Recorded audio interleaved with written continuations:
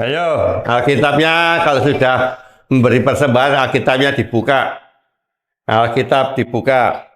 Yang sudah bawa persembahan, Alkitabnya dibuka, asal ngomong dewe. Haleluya. Ya, Alkitabnya dibuka. Kalau selesai memberi persembahan, Alkitab harap dibuka. Hari ini hari spesial. Hari spesial, jadi kamu bisa mendengar firman Allah juga dengan spesial. Karena bisa 5 menit, bisa 10 menit, bisa 2 jam. Ya, hari ini ya kita akan mendengar firman Tuhan. Saya mau tanya dulu, hari ini tuh hari apa toh? Ya tahu hari Minggu, hari apa? Hari Minggu. Kenapa kok disebut hari Minggu? What? Tidak apa-apa, ini pelajaran ilmu pengetahuan. Kenapa kok Minggu? Itu diambil dari bahasa Portugal. Domingo. Deo Minggu. Deo itu Tuhan. Harinya Tuhan. Dulu Israel, orang Yahudi beribadah di hari Sabtu atau Sabat. Tapi setelah Yesus bangkit, hari Yesus bangkit di hari Minggu, maka hari Minggu disebut harinya Tuhan. Makanya orang sebut Deo Minggu, disebut Domingo, disebut akhirnya Indonesia disebut Minggu, hari Minggu. Atau kalau kamu bahasa Inggris Sunday. Sun itu matahari. Ya, Sunday. Matahari itu menunjuk kepada Allah, sumber terang hidup. Jadi kenapa disebut Sunday? Karena hari di mana Allah menciptakan matahari terang dunia. Kenapa Monday? Apa man? Kalau habis sun, matahari, manusia. Monday. Kenapa? Karena memang itu memang Allah dan manusia. Allah, manusia. Maka Sunday, Monday. Ya, ngerti ya? Kenapa Domingo? Domingo dari kata Portugis, bahasa Portugis Domingo atau Domingo dirubah menjadi bahasa Indonesia hari Minggu. Sampai hari ini kita sebut hari Minggu. Kalau bahasa yang lain disebut Ahad. Tapi kita pakai bahasa Minggu. Ya, Minggu. Nah, hari ini saya mau bicara satu hal penting di dalam peristiwa kekristenan adalah kematian, kubur, dan kebangkitan. Dan itu semua direfleksikan dengan salib. Ini ada gambar salib di sini. Ada yang kelihatan gambar salib? Tidak ada. Ada? Tidak. Bukan ini. Mimbar yang ada gambar salibnya ini. Tidak ada. Nah, salib. Kenapa salib? Kenapa kok mesti ada salib? Orang kekristenan diidentikan dengan gambar salib.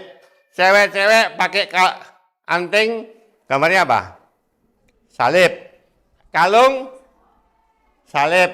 Gelang pakai salib. Atau ini benggel, gelang kaki, ada salibnya. Ya. Nah, kalau lihat kamu lihat gambar ini, ada gambar salib. Ya. Memang sengaja saya buat. Salib itu kalau kalian hanya garis mendatar dan garis vertikal. Ya, horizontal dan vertikal. Terjadi gambar salib. Nah, cuma mendatar tok disebut apa? Benar apa? Benar. Kurang. Minus. Kalau hanya mendatar tok, maka kita itu manusia itu kurang. Mendatar itu antara manusia dan manusia sejajar, kurang. Kenapa? Karena dengan kurang artinya manusia itu hidupnya kosong. Mulai sejak di Taman Eden, Adam dan Hawa jatuh ke dalam dosa, mana manusia itu kosong. Kenapa kosong? Karena dia manusia sejak Adam dan Hawa, dia itu lahir, dia tumbuh besar, lalu jadi tua, lalu mati, lalu masuk neraka, artinya hidup itu sia-sia. Hanya cuma menjadi kayu bakar untuk neraka. Makanya Alkitab mengatakan, jangan ngomong, saya ngajar jangan ngomong. Makanya Alkitab mengajar bahwa Yohanes 3:16, demikianlah Allah itu mengasihi isi dunia. Yang minus-minus tadi itu, yang tanda kurang tadi itu, sekarang dikasih vertikal oleh Allah. Ada nilai yang mana lebih besar, min atau plus? Plus. Allah, artinya Allah menjadikan hidup manusia itu berarti. Ngerti ya? Tanpa Allah di dalam hidupmu, kamu hanya lahir, lalu tumbuh besar, lalu mati, lalu jadi masuk neraka. Percuma loh. Kamu meskipun kamu sugih, papahmu kaya, kamu punya titel, apa? SP, SSP, apalagi SPD, MSE, terus apalagi profesor, doktor, apa-apa, tapi tanpa plus, maka hidupmu adalah kosong, sia-sia. Ngerti ya? Ya. Hidup manusia itu kosong, tanpa tanda ini. Tanpa tanda vertikal. Tapi kalau engkau punya Kristus, ojo ngomong, saya kalau ngajar kamu pindah sini. Sini, pindah. Sudah sini. Pindah sini, depan. Tidak, pindah sini. Sudah, menurut omongan saya. Ayo, pindah. Nah, atau pindah situ. Saya tidak senang kalau ada orang ngajar, kamu ngomong dewe. Tanpa Allah di dalam hidupmu, hidupmu itu min. Sia-sia. Tapi karena ada Yesus Kristus di dalam hidupmu, maka hidupmu punya arti. Jadi plus. Ya, plus. Karena apa? Dosa telah membuat manusia itu terpisah dengan Allah. Maka ini kamu lihat gambar ini. Lihat saya. Gambar ini, ujung ada 4 ujung. Ujung mendatar itu ada ujung sini, ujung vertikal, ada ujung atas, ujung bawah. Keempat ujung tidak bisa saling berjumpa. Karena ujung dewe-dewe. Tidak ada. Dosa telah membuat manusia itu terpisah. Adam menyalahkan Hawa, meskipun itu istrinya.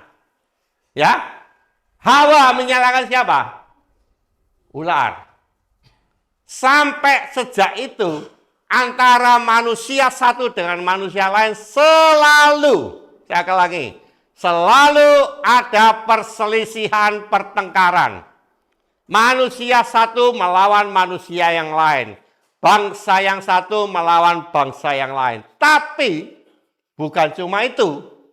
Ada persisahan antara Allah di atas dan manusia di bawah. Manusia itu diusir Allah dari Taman Eden. Diusir.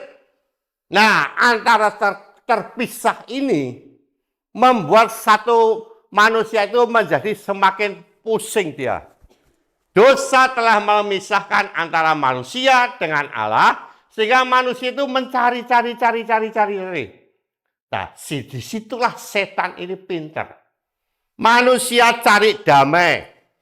Lalu setan menawarkan, nek kamu mau kepingin damai, kamu bisa mendapatkannya itu kalau engkau punya uang yang banyak. Oh, kalau kamu kepengen uang yang banyak, maka kamu harus mencuri, kamu harus korupsi, kamu harus ini, harus ini, harus ini. Tapi ternyata setelah punya uang banyak, manusia tetap tidak punya damai. Betul? Betul. Ya, kedua, manusia pengen mendapatkan cinta, kasih. Selama mereka ada di dalam firdaus antara Allah dan manusia, selalu ada relasi yang baik. Allah itu seolah tiap sore kita bilang Allah itu berjalan bersama manusia di Taman Firdaus. Kalau jalan berdua di Taman Firdaus, pasti ada komunikasi, ada relasi. Tapi setelah manusia ini terpisah dari Allah, manusia mencari-cari cinta. Sehingga manusia cari-cari itu dan tidak mendapatkan cinta. Terpisah. Loh, diganti yang benar tadi. Gambari, Mas. Lihat apa sih? Dikorupsi gambari. Nah ini loh. Manusia lah sekarang. Setelah kenapa kok salib? Nah ini kenapa kok salib? Ternyata Tuhan punya rencana. Kenapa di tengah-tengah itu ada gambar hati? Hatinya Yesus. Yesus yang tersalib itu yang membuat manusia bermusuhan satu dengan yang lain. Sekarang tangan Yesus itu narik mereka berdua. Di mana? Di tengah. Di mana itu? Hatinya Yesus. Ngerti ya? Jadi kalau kalian ada permusuhan satu dengan yang lain, itu kamu bukan anak Tuhan. Tapi kalau kamu bisa saling mengampuni. Nah ini loh, ajaran Yesus kan saling mengampuni toh. Ampunilah musuhmu. Jadi seolah tangan Yesus itu gini. Yang satu itu pegang kamu, yang satu pegang sini. Ditarik berdua masuk di hatinya Yesus. Kamu bisa ngampuni temanmu karena melihat Yesus. Karena Yesus sudah ngampuni kamu, maka kamu bisa mengampuni temanmu. Kalau kamu melihat kesalahan orang, gak sampai tuwek ritek aku tidak ngampuni. Tidak memaafkan. Tapi karena kau memandang kepada Yesus yang sudah mengampuni kamu, ampunilah kami seperti kami telah mengampuni orang yang bersalah kepada kami.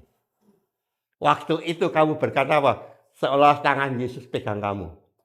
Tangan Yesus ini jauh.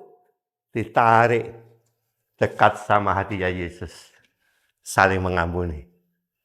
Ngerti ya? Salib itu membawa pengampunan. Itu antara sesama manusia. Tapi sekarang yang jadi Allah ya apa? Apakah Yesus mau narik Allah manusia? Enggak. Kamu tahu kenapa salib itu gambarnya? Kalau tanda plus, itu kan antara yang ke atas dan ke bawah kan sama, seimbang. Plus, lihat ya.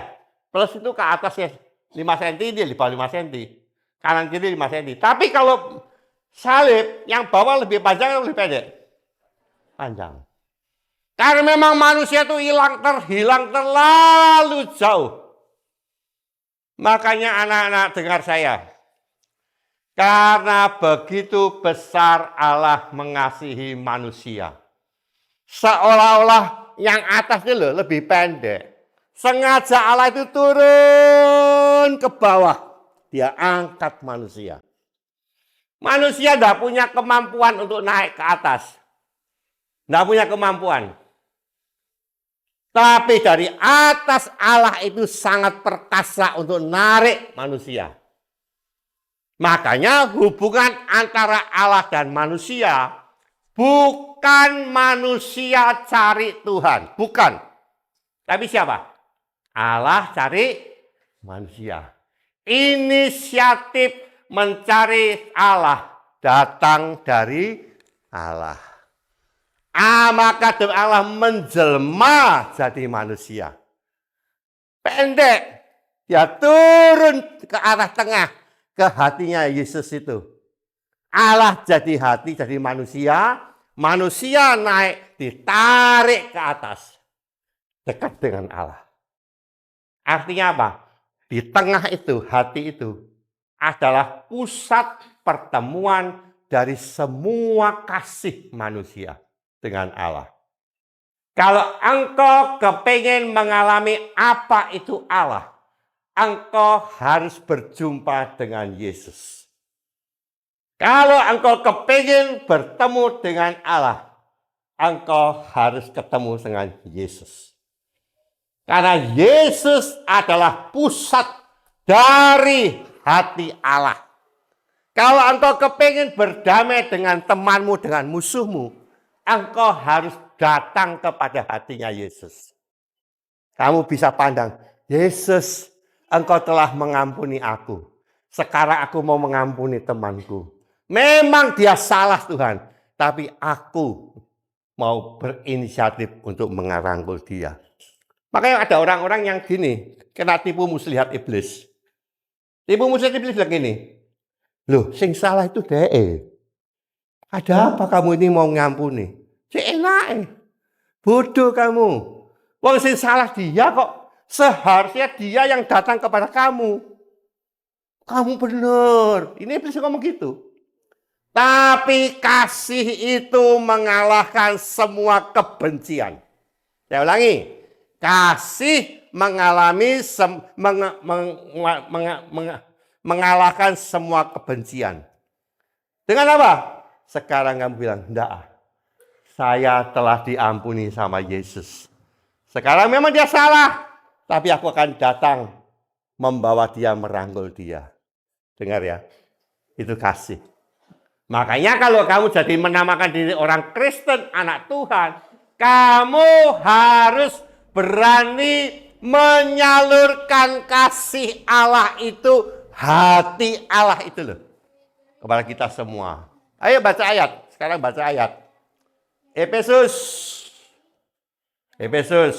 karena kalau udah baca ayat kok aku salah kok. Efesus, ya, mana ya? Kok hilang? Efesus berapa? 2:16. Ini. Ayo baca. 2, 3. Ayo yang keras. 2, 3. Dan memperdamaikan keduanya dalam satu tubuh dengan Allah oleh salib. Melenyapkan perseteruan pada salib itu. Satu lagi sekalian ben beres. Satu lagi ayat. Kolose 2 ayat 1 20. Kolose 1 ayat 20. 2, 3. Oleh dialah ia memperdamaikan segala sesuatu dengan dirinya, baik yang ada di bumi maupun yang ada di surga. Ini loh. Jadi salib itu memperdamaikan yang di bumi. Siapa yang di bumi? Kamu di bumi atau di surga? Di bumi. Mesti nginjak lemah loh. Kamu di bumi? Di bumi. Memperdamaikan manusia dengan manusia. Memperdamaikan yang di bumi dan yang di surga. Memperdamaikan siapa itu? Manusia dengan Allah. Salib itu sangat bermakna. Meskipun banyak orang itu mengatakan salib itu gilani, menakutkan. Salib itu sangat-sangat tidak menyenangkan. Tapi saya mau katakan, hanya oleh karena salib, maka kamu semua, kita semua itu mendapatkan perdamaian baik dengan manusia maupun kita damai dengan Allah. Saya mau ngajar kalian pada pagi hari ini, supaya kalian hidup dengan berdamai, saling mengampuni satu dengan yang lain. Siapapun itu. Apalagi kalau itu adalah orang tua atau yang lebih tua dari kamu. Misalnya.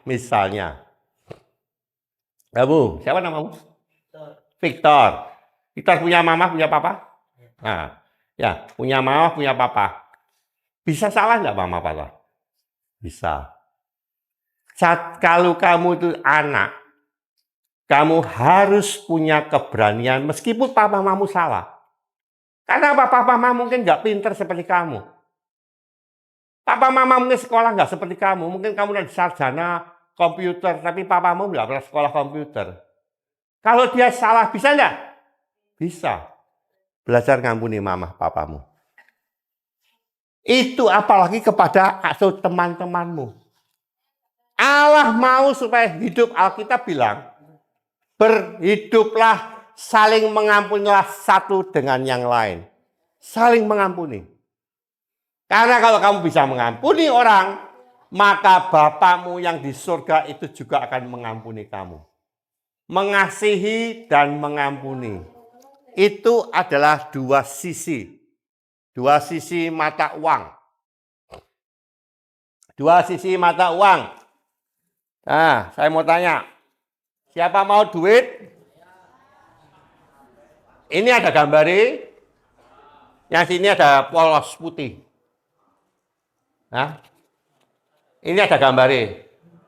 Yang sini tapi kertas polos putih. Siapa mau nih polos putih? Gak kanggo, gak payu. Tapi kalau ini ada gambarnya, siapa ini? Ini ada gambarnya, sini ada gambarnya. Kamu buat beli es campur bisa. Tapi kalau ini polos putih, gak bisa. Antara kasih dan pengampunan itu adalah dua sisi mata uang yang akan dapat berlaku untuk pembayaran kalau engkau punya dalam hidupmu. Hidupmu adalah sangat berharga kalau engkau punya kasih, punya pengampunan. Nek kamu punya cuma mengasihi, nggak ngampuni, nggak payu. Maka jangan heran, nanti di dalam kerajaan surga ada orang, bukan di kerajaan surga, di kekekalan, ada orang-orang yang tidak bisa masuk ke dalam kerajaan surga. Kenapa? Loh om, dia itu loh om, rajin kebaktian. Dia itu melayani Tuhan. Dia itu WL. Dia itu main musik. Mungkin malaikat akan bilang, iya, dia sangat rajin. Dia sangat mengasihi. Tapi dia tidak bisa ngampuni. Ngerti ya? Kalau kamu bisa mengasihi tapi tidak bisa ngampuni, itu namanya percuma.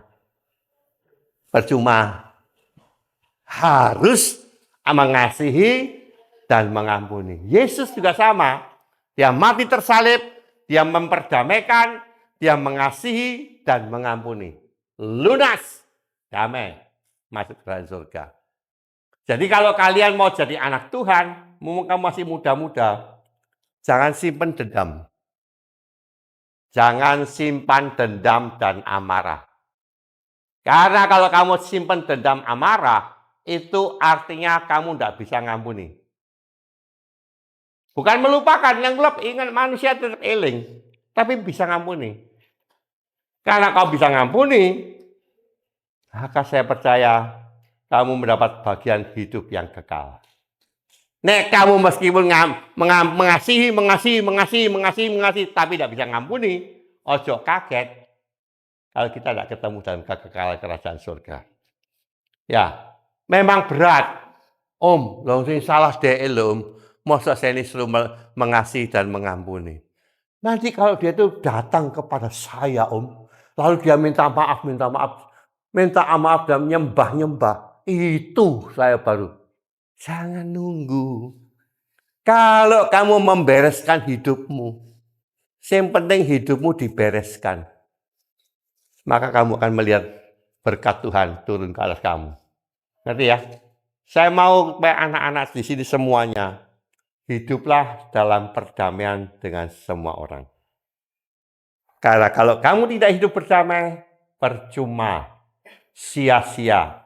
Tapi kalau mau hidup berdamai, saya percaya kamu akan menerima berkat Tuhan yang luar biasa. Ya? Setuju? Setuju? Sekarang ada waktu 5 menit. 5 menit. Siapa mau tanya? Oh. Ngomong. Ini. Ya. Yang keras. Ya. Ini berhubungan dengan fenomena ikan. Tapi kalau di situasi bela diri di mana ini sampai berencana pembunuhan. Ya apa?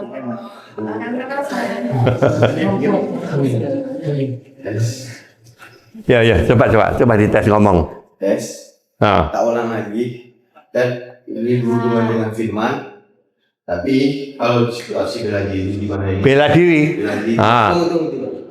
Di bela diri sampai berencana pembunuhan. Contohnya sampai ditusuk ke perut sampai dengan pisau sama pelaku.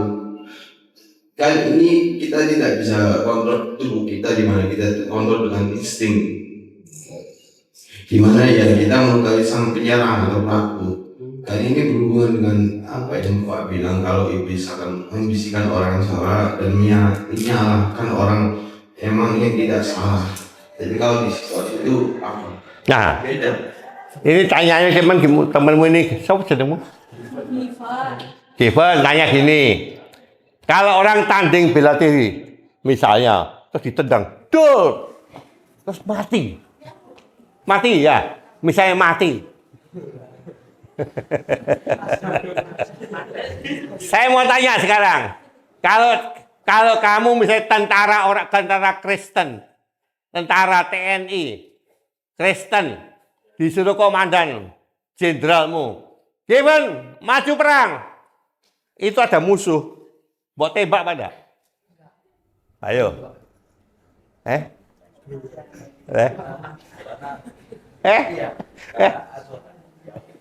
ya Pak, tetap tembak pada.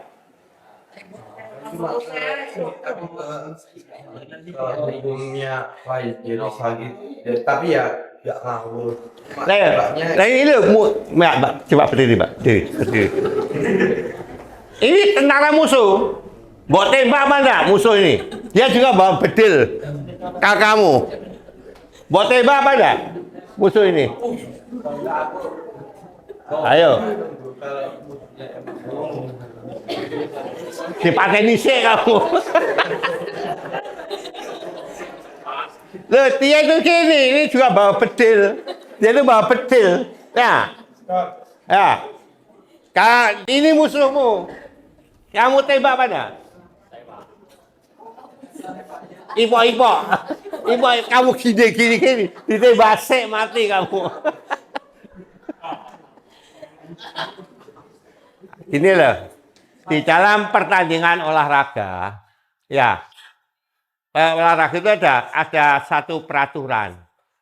Contoh, paling gampang contoh, itu kalau kamu pertandingan olahraga, ada pertandingan olahraga tertentu, orang itu tidak boleh menghantam di, misalnya, ulu hati, misalnya, atau di kepala ini.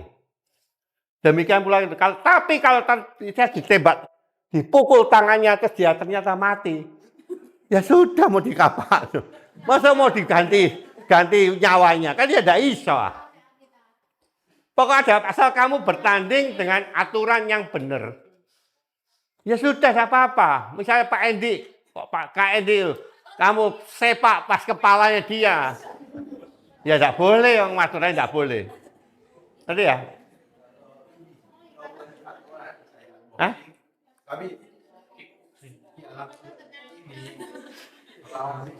Lah ya itu, asal pukulanmu sesuai dengan peraturan. Nah, ini perang tadi saya tanya, dia itu mau nembak kamu juga mau nembak dia enggak?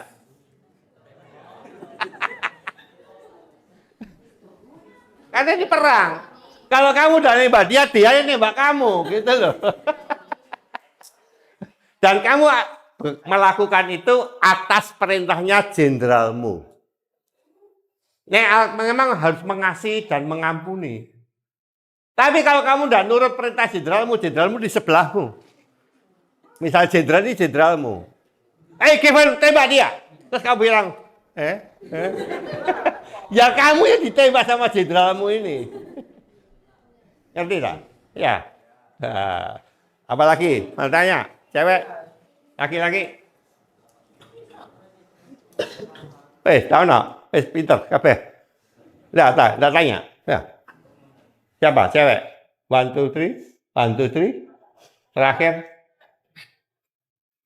Oh, apa? Tanya mana? Ayah, mau tanya? Enggak. Gak kelem? Kelem ya wes. Ya sudah, saya kembalikan kepada BL sama musik.